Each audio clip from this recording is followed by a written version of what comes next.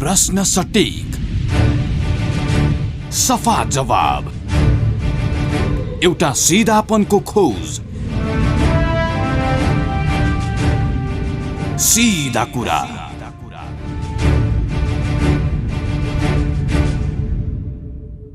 नमस्कार, कार्यक्रम सीधा कुरामा स्वागत छ। म कृष्ण तिमल Sinha. Capital FM 92.4 megahertz Kathmandu, पूर्वी नेपालमा रेडियो सारङ्गी 101.3 मेगाहर्ज मोरङ, पश्चिम नेपालमा रेडियो सारङ्गी 93.8 मेगाहर्ज पोखरा लगायत देशका विभिन्न एफएम स्टेशनबाट एकैसाथ प्रसारण भइरहेको सीधा कुरा तपाईँ www.cfmoneer.com र www.radiosarangi.com बाट संसारभर एकैसाथ सुनिरहनु भएको छ।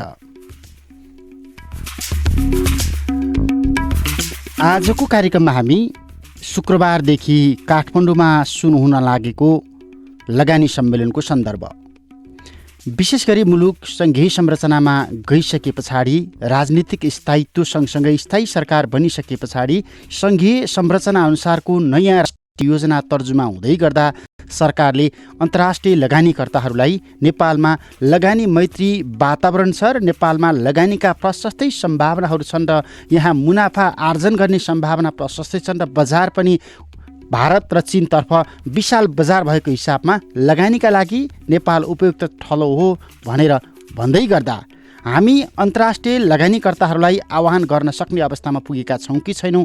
आन्तरिक रूपमा हाम्रो तयारी के छ?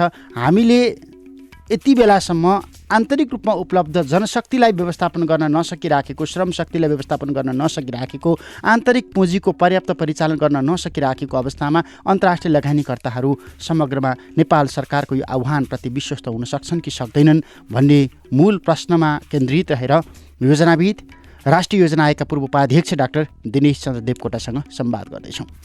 डाक्टर देवकोटा, हजुर, स्वागत छ यहाँलाई। नमस्कार, धन्यवाद।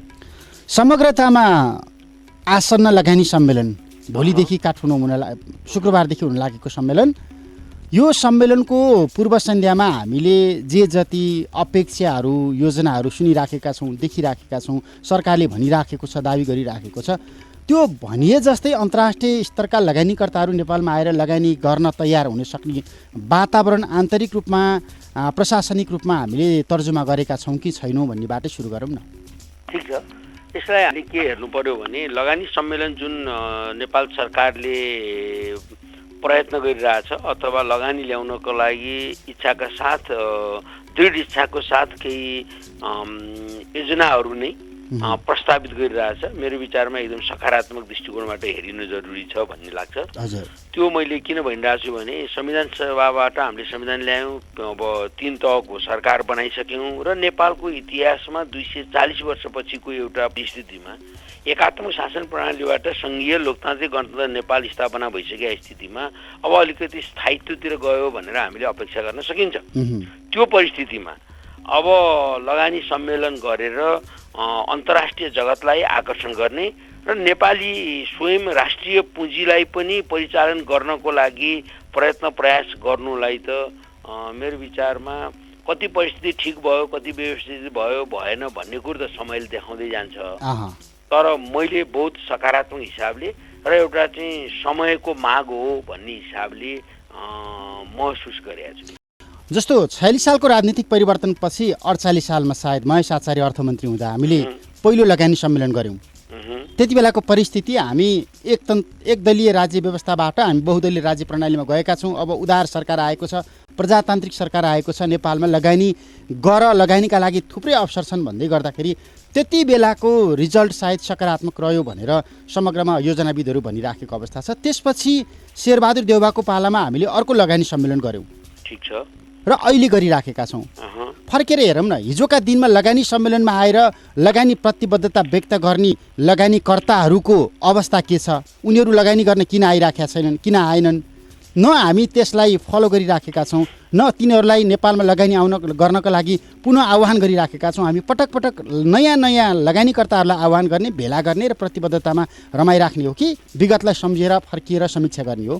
होइन, मैले तपाईँले भन्नुभएको कुरोमा विगतको चिजलाई समीक्षा गरिएर नै लगानी सम्मेलनमा अहिले 70 वटा जति 50 वटा जति चाहिँ तपाईँको चाहिँ कुनै एउटा शिक्षा स्वास्थ्यसँगका प्याकेजहरू र 27 वटा जति भौतिक पूर्वाधारका प्याकेजहरूलाई सरकारले अगाडि सारेको छ। 70-80 वटा प्याकेज नै लगानी बोर्डले यसलाई होमवर्क गरिरहेछ र माननीय अर्थमन्त्रीज्यूले हिजो चाहिँ पेश गरेको मैले सुनिरहेको छु।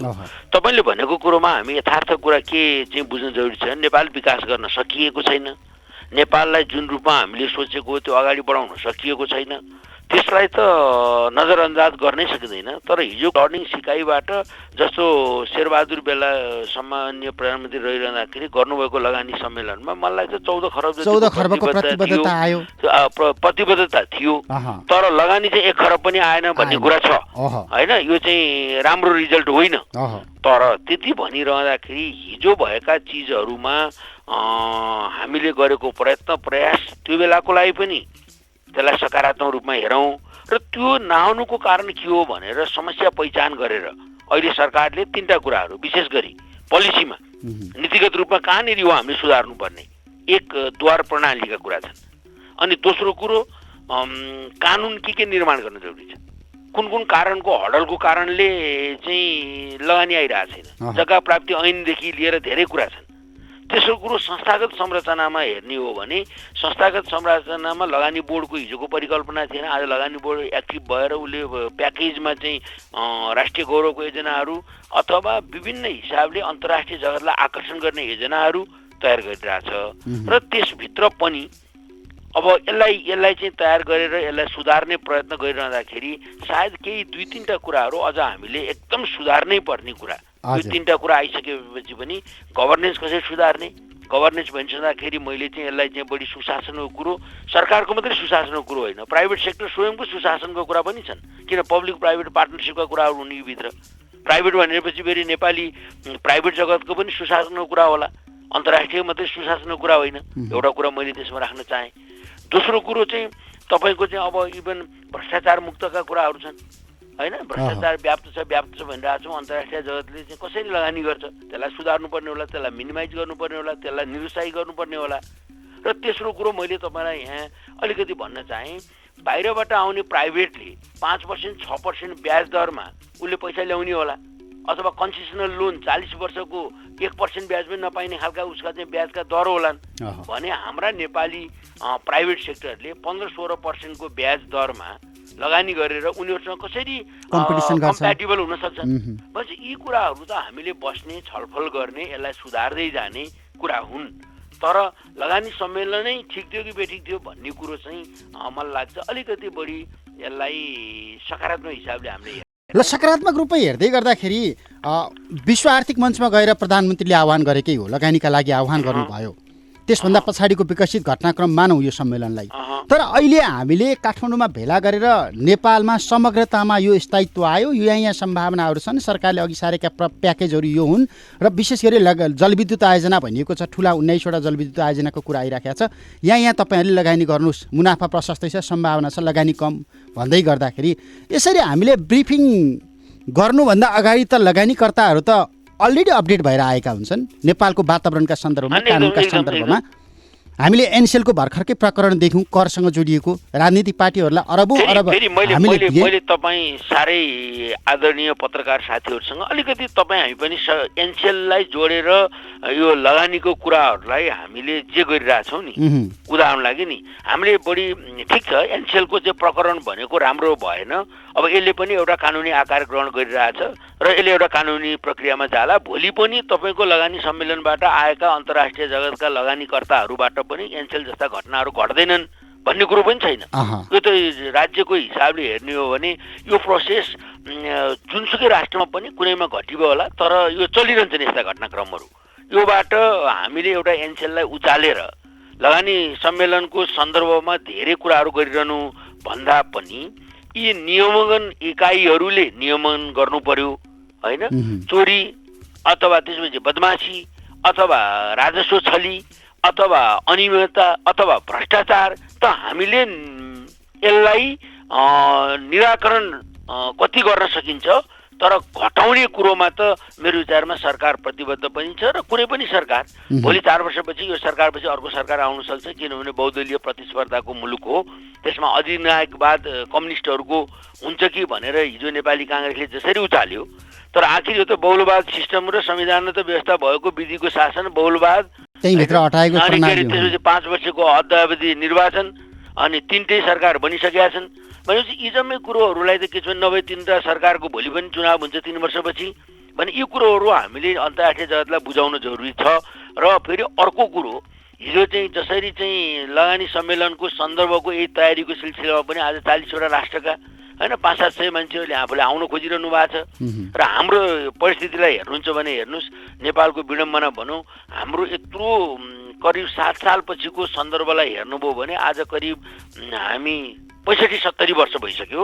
हामीसँग 2000 मान्छेलाई अट्ने एउटा अन्तर्राष्ट्रिय सम्मेलन केन्द्र छैन हैन, एउटा होटेलले 500 जना मान्छेलाई क्याटरिङ गरिरहेछ। हामीसँग संसद भवनै छैन नि, हामी त्यता परेको एउटा संसद भवनै छैन। चिजहरूलाई त हेर्ने हो भने त हामीले यो हिजो भएका कुराहरू, हिजो गर्न नसकेका कुराहरूबाट अब सिकाइ गर्ने हो। हिजो गर्न नसकेको कुरामा सबैलाई चाहिँ गाली मात्रै गर्ने हो नि त मुलुक कसरी अगाडि जान्छ र। आज पनि गर्न खोजेका मान्छेहरूलाई, गर्न खोजेको परिस्थितिलाई अथवा प्रवृत्तिलाई त्यसलाई चाहिँ हामीले के हो भने अब सुधार्नु पर्ने पक्ष के हो भन्नेतिर जाने। 40वटा देशका 500-700 मान्छेले आएर हाम्रा चाहिँ प्याकेजहरूलाई सुन्ने, हाम्रा सम्भावनाहरूलाई खोज्ने। लगानी भनेको कुरो उनीहरूले नै यत्रो पैसा बोकेर आछन् भन्ने कुरो पनि होइन, उनीहरू पनि जान्न चाहिरहेछन्, सिक्न चाहिरहेछन्। नेपालमा लगानी गर्दाखेरि चीन र भारतभन्दा कम्प्याटेबल एडभान्टेज के हो, कम्पेरिटिभ एडभान्टेज नेपालमा कहाँ कम्प्याटेबल एरियाहरू छन् भनेर उनीहरूले पनि सोधखोज गर्छन्। प्याकेज आउने बित्तिकै भोलि ठ्याक्क पाइन्ट किनेर भाटबटिनमा गएको त होइन, 200-500 रुपियाँको अरबौँ पैसा ल्याउने कुरा हो। भनेपछि हामीले यो त प्रोसेस प्रक्रियाबाट गएर 5-7 वर्षमा आउटपुट निकाल्ने गरी चाहिँ योजना बन्यो भने बल्ल त्यो बेलामा हामी अब दङ्ग पर्छौँ कि। जस्तो अहिले सिमेन्टमा हामी चाहिँ के छौँ, लगभग आत्मनिर्भर भएको छौँ। हिजो अन्तर्राष्ट्रिय जगतबाट सिमेन्टको पैसा ल्याउँदाखेरि सम्भावनै छैन होला भन्थ्यौँ। मलाई थाहा छ उद्योग मन्त्रालय अन्तर्गत मैले 2010मा राष्ट्रिय जनआयोगको म भइरहँदाखेरि हामीले उद्योग कल कारखाना जाने ठाउँमा भौतिक पूर्वाधारको बाटो हाल्नुपर्छ भनेर उद्योग मन्त्रालयबाटै बाटो बनाउन पैसा दिएका थियौँ। किनभने यो त प्रक्रिया सुरु गरेपछि अगाडि बढ्ने हो नि। तपाईँको नेपालको कम्प्यारिटिभ एडभान्टेज हेर्नुहुन्छ भने बिजुलीकै कुरा अहिले तपाईँले जुन उठाउनु भयो, बिजुली नेपालको अहिलेको के हो भने खालि भारतले बिजुली किनिदिन्छ अनि हामी बनाउँछौँ भनेर उत्पादन गर्ने भन्दा पनि भारतको बाहेक पनि अर्को तेस्रो मुलुकलाई बङ्गलादेशसँग हामीले चाहिँ कनेक्टिभिटीको चाहिँ गरिसक्यौँ पावरको भने एउटा त्यो पनि त एउटा सकारात्मक भयो। अन्त पनि फेरि कुराहरू चलिरहेछन्। त्यसदाखेरि हामीले के हेर्नु पर्यो भने कम्प्यारिटिभ एडभान्टेज नेपालको विशेष गरी 3टा कुरामा छ भन्ने गरेको छु मैले। एउटा पावरमै छ, बुझ्नु भएन, अनि एउटा नन टिम्बर फरेस्ट प्रडक्ट जडीबुटीको कल कारखानाहरू हामीले खोलेकै छैनौँ। हिमालय भेगमा, पहाडिया मुलुकहरूमा, पहाडिया चाहिँ प्रदेशहरूमा हामीले चाहिँ के भने जडीबुटीको कल कारखाना ठुलो लार्ज स्केलमा गएर हर्बल प्लान्टलाई पनि प्रमोट गर्ने र औषधि पनि उत्पादन गर्ने। र अर्को हाम्रो कम्प्यारिटिभ एडभान्टेज के हो भने टुरिज्म नै हो। 20 लाख टुरिस्ट ल्याउने भनेको छ 2020मा। अब भनौँ न भारत र चीनको चाहिँ यत्रो पपुलेसन छ, हामीले त्यसलाई समेत टार्गेट गरेर हामीले चाहिँ करोडौँ टुरिस्ट यहाँ भित्राउन सक्यौँ भने त त्यो टुरिज्म भित्राउनको लागि त भौतिक पूर्वाधार चाहियो। हेर्नुहोस्, टुरिज्म भित्राउनको लागि एयरपोर्ट चाहियो, जुन अब भैरवाको एयरपोर्ट बन्दैछ। अब अन्तर्राष्ट्रिय विमानस्थल निजोडको लागि टार्गेट छ। भनेपछि हामीले कसरी सोचौँ भने 3टा कुराहरूको विशेष सब सेक्टरलाई एउटा पावर होइन, टुरिज्म अनि टुरिज्म र नन टिम्बर फरेस्ट प्रडक्ट। जुन नन टिम्बर फरेस्ट प्रडक्टको मैले किनभने बायोडाइभर्सिटीको हिसाबले नेपालको जैविक विविधताको हिसाबले जुन एउटा कम्पेरिटिभ एडभान्टेज छ त्यो अरू देशमा नहुन सक्छ होइन। भनेपछि यो 3टा कुरालाई टार्गेट गरेर हामीले 8-10वटा चाहिँ प्रोजेक्ट मात्रै मेटलाइज गरेर सरकारले भने जस्तो 20-30 खरब पैसाको प्रतिबद्धता लिएर आउन सक्यौँ भने र राष्ट्रिय पुँजीलाई पनि परिचालन गर्दै हाम्रो पुँजीपतिहरूलाई पनि कसरी उनीहरूको लगानीलाई चाहिँ मैत्री वातावरण बनाइदिन सकिन्छ। आज तपाईँ भनौँ 15-16% चाहिँ ब्याजमा लिएको फेरि पनि भने 15-16% ब्याज दरमा हामीले उद्योग कल कारखानालाई पैसा दिएर उसले कसरी विदेशीसँग आएर ऊ कम्प्याटेबल हुनसक्छ भने विदेशीले लगानी लिएर आउँछ, हाम्रो पुँजीपति वर्गहरूले पैसा लगानी गर्न सकेनन् भने हामी कसरी जान सक्छौँ। भनेपछि यस्ता चिजहरू हामीसँग भएका समस्याहरू हामीसँग भएका अहिलेका अप्ठ्याराहरू मेरो विचारमा प्रोफेसनलहरूले, अझ म फेरि प्रोफेसनलहरूतिर अलिकति बढी भन्न चाहन्छु, प्रोफेसनलहरूले यसलाई चाहिँ के हो त अप्ठ्यारो परेको, हाम्रो एक्सन रिसर्चको आउटपुट के छ, एक्सन रिसर्च भने मैले हाम्रो चाहिँ लर्निङ के छ, त्यो कुरोहरू हामीले सकारात्मक हिसाबले सल्ट्याउनु प्रयत्न गऱ्यौँ भने अब नेपालको इतिहासमा अब पनि काम गर्न सकेनौँ भने कहिले सक्छौँ त? अब त त्यही त मैले यहाँले जोड्न खोजिराखेको, राजनीतिक पार्टीहरूले गरेनन्, नागरिकले स्थायित्व दिएनन् भनेर हामीले साल यता भन्दै आएको श्रृङ्खला अब राजनीतिक हिसाबमा त्यो अध्याय त समाप्त भएको छ नि। अब विज्ञहरूले, योजनाविदहरूले, अर्थविदहरूले, समाजमा रहेका अगुवाहरूले केही गरेर देखाउने एउटा स्टेजमा हामी प्रवेश गरिराखेका छौँ। यति बेला अब यो योजना बन्दै गर्दा यहाँले उठान गरेका विषयवस्तुहरूलाई हामीले समेट्न सक्यौँ कि सकेनौँ, अथवा सँगसँगै हिजोका दिनमा हामीले कहाँ कमजोरी गऱ्यौँ भनेर खोइ त राष्ट्रिय स्तरमा हामीले बहस त गरेनौँ नि त। फेरि एउटा हामीले ऐन कानुन ल्याउँदै गर्दा देख्यौँ संसदबाट महत्त्वपूर्ण विधेयकहरू पारित गराउँदाखेरि नियमहरू निलम्बन गरेर फास्ट्यागबाट पारित गरिराखेका छौँ। त्यहाँनिर संसदभित्रको दृश्य हेर्दा प्रमुख प्रतिपक्षलाई साथ नलिकन अगाडि बढ्न खोजे जस्तो देखिराखेको छ। किनकि योजना त कुनै एउटा सरकार विशेषले बनाउने होइन नि, दीर्घकालीन योजना हो, राष्ट्रिय योजना हो। यहाँनिर हामी चुकेका हौँ कि जस्तो यस्तो छ, तपाईँले हामीले गरिरहेको छैनौँ भनेर भनिरहँदाखेरि म के भन्छु भने हामीसँग कल्चर हाम्रो संस्कार हाम्रो सहिष्णु नै भएन भन्ने मैले देख्छु कि कहिले आज राष्ट्रिय लगानी सम्मेलन भइरहेछ, जुनसुकै पार्टीले, जुनसुकै सरकारले अथवा जुनसुकै पार्टीले सरकार बनाए पनि समृद्धि त उसको नारा छ, इकोनोमिक एजेन्डाको डेभलपमेन्ट गर्ने त उसको नारा छ होइन। अब समृद्धि नभइकन त पार्टीहरूको पनि त भोलिको चाहिँ एजेन्डामा त उसले जान त सबै पार्टीलाई हेऱ्यो भने चाहे विवेकशील साझा भन्नुहोस्, चाहे तराईका मधेसका पार्टीहरू भन्नुहोस्, चाहे नेपाली काङ्ग्रेस भन्नुहोस्, चाहे नेकपा भन्नुहोस्, मैले हेरिरहेको छु उहाँहरूको घोषणापत्रमा समृद्धि त सबैको कुरा छ।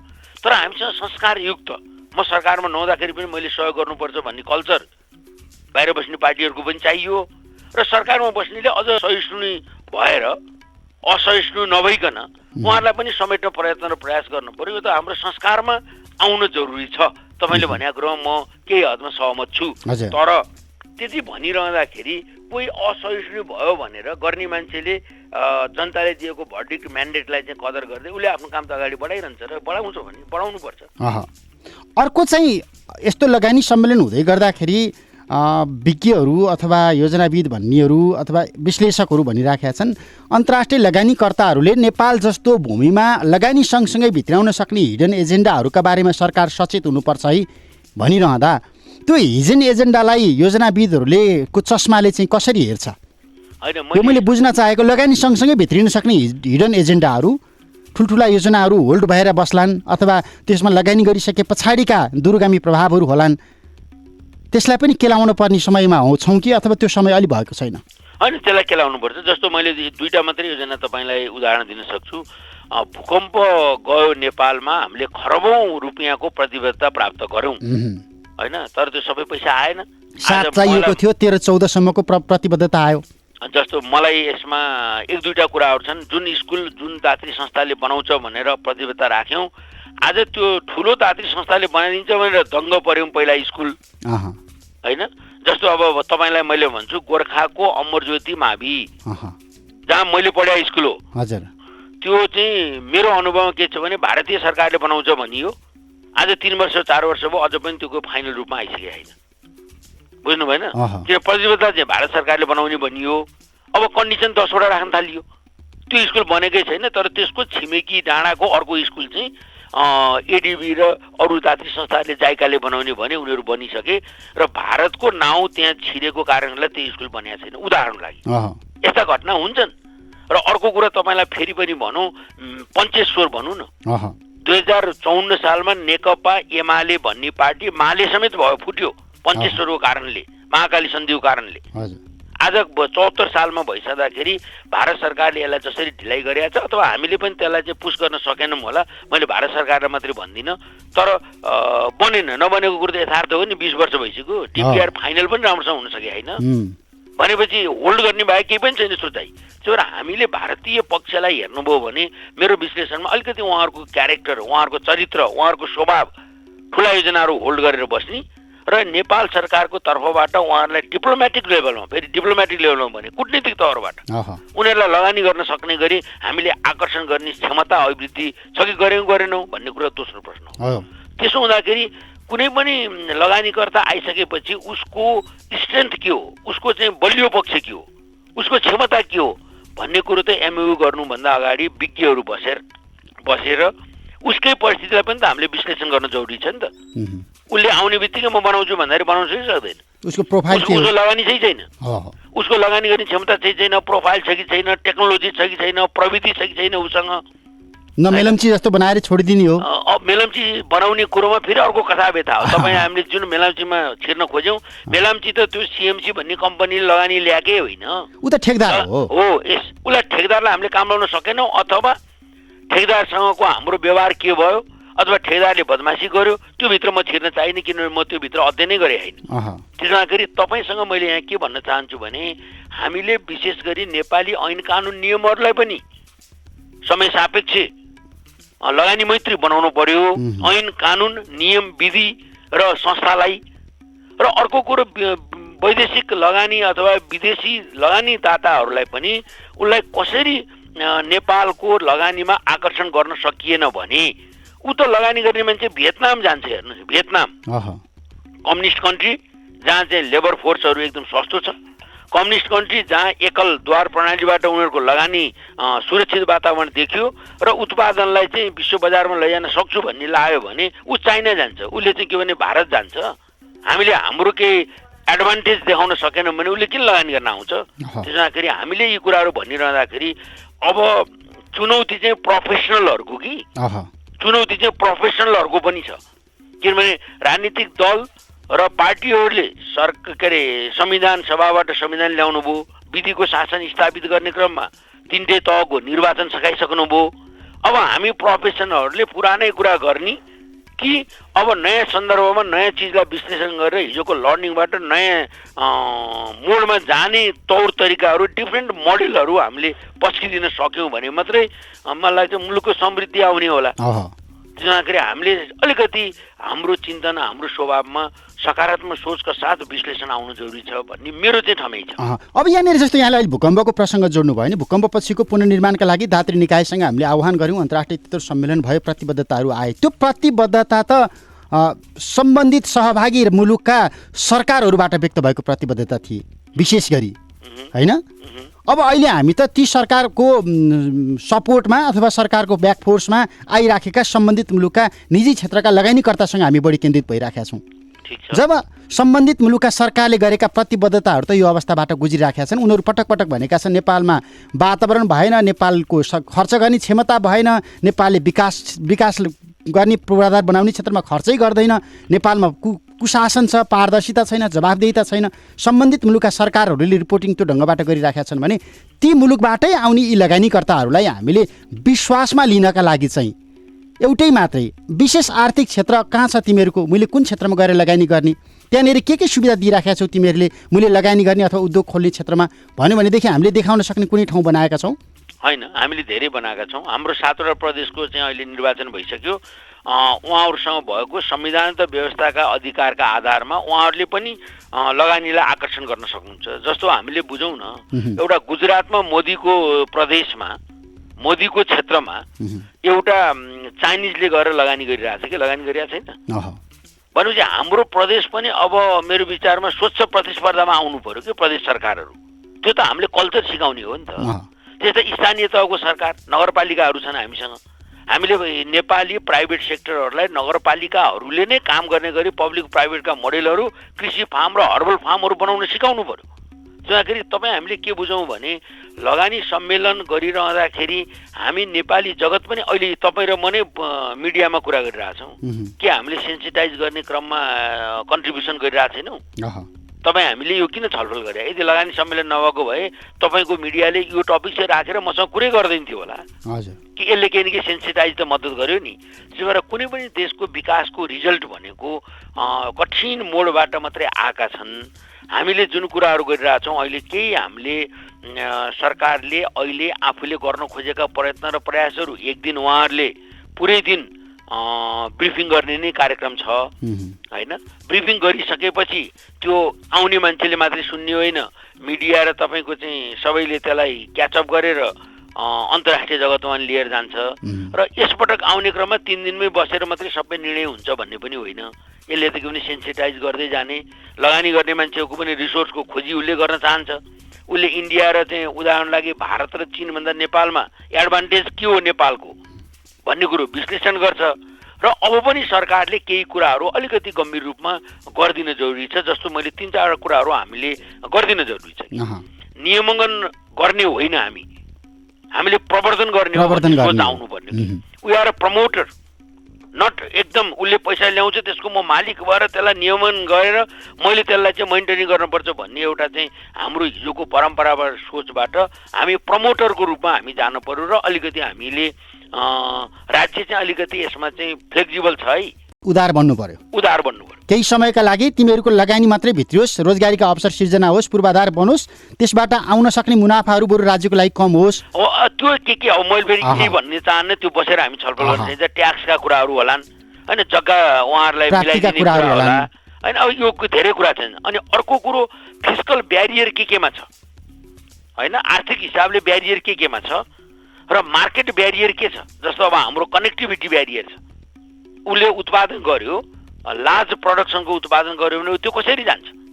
जस्तो इन्डिया र चाइनाको चाहिँ लार्ज पपुलेसनमा टार्गेट गर्ने गरी बनाउने हो कि, अथवा तपाईँलाई मैले एउटा मात्रै उदाहरण दिन चाहन्छु। साउथ कोरियामा सफ्टवेयरको इन्डस्ट्रीहरू छन्, कम्प्युटरको। उसले हेभी प्रोडक्सन गर्दैन सिमेन्ट जस्तो, तर सफ्टवेयरमा विश्व मार्केट उसले ल्याएछ।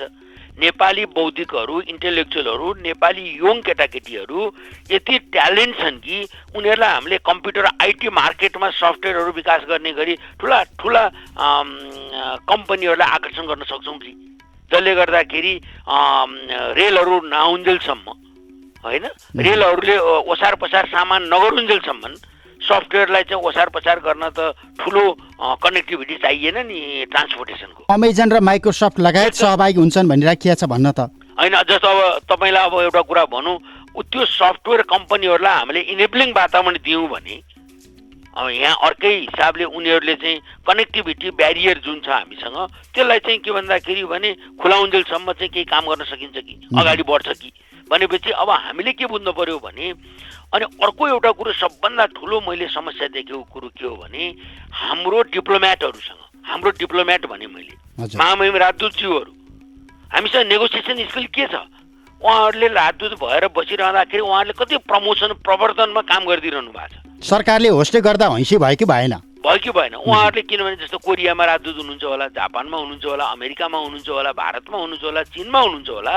उहाँहरूले कति इन्डस्ट्रियलिस्टहरूलाई नेपालको सही कुरा बताएर यहाँ ल्याउनको लागि इनेबलिङ कनेक्सन काम गरिदिनु भएको छ। भनेपछि डिप्लोमेसीमा चाहिँ अलिकति हामीले सिक्नुपर्ने कुराहरू छन् कि भन्ने पनि लाग्छ। यो 4-5वटा कुराहरू हामीले मिलाउन सक्यौँ भने अब आखिर स्थानीय तहको प्रदेश सरकार र केन्द्र सरकारको निर्वाचन भइसक्यो र अहिले 70-75वटा जुन योजनाहरूलाई छनौट गरेर सरकारले क्याटेगोरिकल्ली टार्गेट गरिरहेछ लगानीकर्ताहरू। 40वटा कन्ट्रीका 500-600 जना मान्छे जुन आउन खोजिरहनु भएको छ। मलाई लाग्छ यसलाई हामीले त अलिकति अपर्च्युनिटीको रूपमा विकास गर्न सक्नुपर्छ भन्ने मेरो दृष्टिकोण। अलिकति राजनीतिक प्रवृत्तिमा पनि सुधार आउनु पर्यो। अब प्रणाली सँगसँगै समस्या त हामीले विगतदेखि वर्तमानसम्म राजनीतिक नेतृत्व ठिक भएन, प्रवृत्ति ठिक भएन भनेर भन्यौँ नि। यहाँले अघि जोडिनु भए जस्तै यो त नेकपा नेतृत्वको सरकारका योजना भए, सम्मेलन भयो, हामी त बाहिर छौँ, हाम्रो होइन भन्ने खालको जुन एउटा एक खालको प्रवृत्ति अथवा त्यो देखिया छ, त्यसमा पनि अब हामीले अलिकति सुधार गर्नु पर्यो। होइन, यसो सक्नेले सुधार गर्ने हो। सुधार गर्न सकिएन भने जसले काम गर्छ उसलाई जनताले काम गर्न दिने फेरि स्थापित गर्छन्। अब यो त के भने हाम्रो सबैको मूल्याङ्कन गर्दा भने त जनता जनार्दन हो नि त। के 5 वर्षमा निर्वाचन भइहाल्छ। काम गर्न सक्यो भने सरकारलाई पनि मूल्याङ्कन पोजिटिभ हुन्छ। अब काम गर्न नसक्ने कह्यो भने सरकारकै पनि पोजिटिभ नहोला। तर आफू सरकारमा बसेर 2/3 बहुमत प्राप्त गरेको सरकारले गर्न खोजेको काममा प्रतिपक्षी दल लगायत अरू दलहरूले पनि यसको चाहिँ अपर्च्युनिटीलाई तपाईँले यहाँ सुधार गर्नुहोस् अथवा हामी यसरी गरौँ भनेर होस्टेमा हैसियत गर्नु भएन भने समृद्धिको यात्रामा जो अगाडि सर्छ त्यही दल स्थापित भएर जान्छ भोलि। हुन्छ, समय संवाद विश्लेषणका लागि धन्यवाद। मलाई केही कुरा राख्ने मौका दिनुभयो, एकदम धन्यवाद दिन चाहन्छु। र विशेष गरी राष्ट्रिय पुँजी, फेरि पनि भने राष्ट्रिय पुँजीको निर्माण गर्नको लागि र राष्ट्रिय पुँजीपति वर्गहरूलाई पनि आकर्षण गर्ने गरी अन्तर्राष्ट्रिय जगतलाई हामीले आकर्षण गरिरहँदाखेरि हाम्रो राष्ट्रिय लगानीकर्ताहरू चाहिँ निरुत्साहित नहुन् भन्ने हिसाबले सरकारले उहाँहरूको पनि अपर्च्युनिटीलाई चाहिँ अलिकति केही अप्ठ्यारा छन् भने गाँठो फुकाइदिएर अगाडि बढ्नुपर्छ। जस्तो मैले ब्याज दरकै कुरा गरेँ, जग्गा प्राप्तिका कुरा गरेँ र यी कुराहरूलाई पनि र टेक्नोलोजीकै कुराहरू बाहिरबाट ल्याउने कुरामा पनि उहाँहरूले पनि आत्मसात गर्न पर्यो। विविध पक्षहरू छन्, यसलाई चाहिँ हामीले सकारात्मक रूपमा हेरौँ र आउने दिनहरूमा समृद्ध नेपालको यात्रामा एउटा केही न केही यो प्रयासले पनि सहयोग गर्छ भन्ने विश्लेषण चाहिँ मेरो छ। केही कुरा राख्ने मौका दिनुभयो, धन्यवाद। हजुर, डाक्टर दिनेश चन्द्र देवकोटा, राष्ट्रिय योजना आयोगका पूर्व उपाध्यक्ष, योजनाविद। समग्रमा सरकारले शुक्रबारदेखि काठमाडौँमा गर्न लागेको लगानी सम्मेलन, समग्रमा सरकारले भन्दा पनि नेपालको समृद्धि, स्थायित्व र विकासका लागि अब अनुकूलको वातावरण बन्यो र अब अन्तर्राष्ट्रिय लगानीकर्ताहरूले नेपालमा लगानी गर्नुपर्छ। समृद्धिको यात्रामा थुप्रै ठाउँहरू छन्, लगानीका सम्भावनाहरू छन् र त्यसबाट प्रशस्तै लाभ लगानीकर्ताले पनि पाउनेछ, मुलुकले स्थायी रूपमा पाउनेछ, दीर्घकालीन रूपमा पाउनेछ भन्ने प्रतिबद्धताका साथ सरकारले विभिन्न 80वटा भन्दा बढी क्षेत्रमा प्याकेजहरू सार्वजनिक गरेको छ, तयार पारेको छ र यसमा विभिन्न 40वटा मुलुकका करिब 500 जना सहभागी हुँदैछन् भनिएको छ। विशेष गरी नेपालको समृद्धिको यो यात्रामा पक्कै पनि यो सम्मेलनमा व्यक्त हुने प्रतिबद्धता, सरकारले प्रस्तुत गर्ने योजनाहरू कोसे ढुङ्गा साबित हुनेछन् भन्ने अपेक्षा राखौँ। समय अनि संवादका लागि राष्ट्रिय योजना आयोगका पूर्व उपाध्यक्ष, योजनाविद डाक्टर दिनेश चन्द्र देवकोटालाई धन्यवाद दिन्छु। प्राविधिक मित्र नवराज जेमका साथ म कृष्ण तिमल सिन्हा सिधा कुराबाट बिदा हुन्छु। नमस्ते। प्रश्न सटीक, सफा जवाब, एउटा सिधापनको खोज, सीधा कुरा।